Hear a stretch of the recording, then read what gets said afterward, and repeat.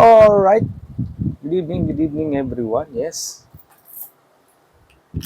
Shawi-shawi sa inyo lang, no? Good evening everyone. Meron na naman tayong unboxing ulit. Galing kay Shoes. Ayan, no? So, ito yung tinatawag na One Piece.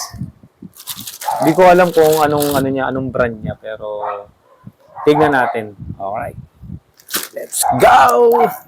Ops, teka muna, bago ko muna ipakita. Ito muna yung yung page niya. So, papakita ko ulit sa inyo.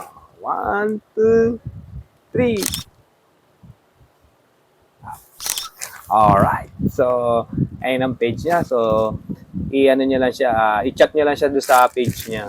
Yan. O kaya, panoodin niyo yung mga live niya. Yan, yung mga live niya sa TikTok and then sa Facebook account niya. So, let's go na tayo. Ito yung ating bubuksan natin. Yan. Galing na naman siya kay Plus Express. Ayan na nag-deliver. Yun. So, tignan natin. Sana goods quality na naman to pa. Mga tropa.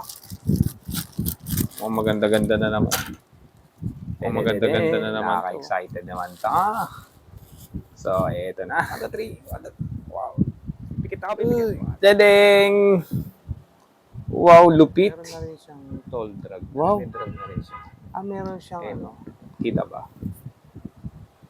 May toll drag na rin siya. Hindi naman siya ganun totally. One Piece collaborate. So, ang tanong, sino may gawa?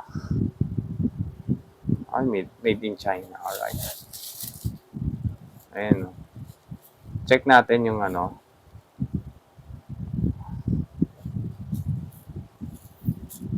Alright. Ganda oh. Halos di pa siya ganun ka Tingnan natin yung sole niya sa loob. Okay. So, tingnan natin yung niya.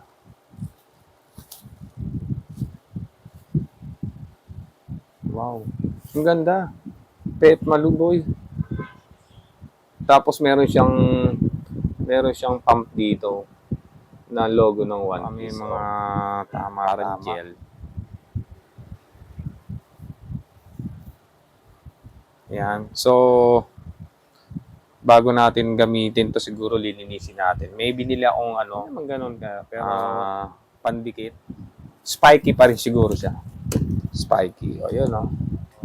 Spiky pa rin siya, mga tropa. Gano'n siya aganda. Alright. Let's go.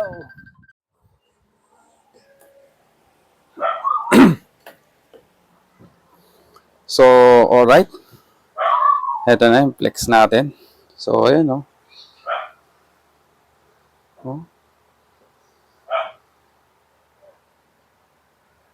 Good condition. Maganda. Alright. May konting drag lang siya rito. Pero minimal lang.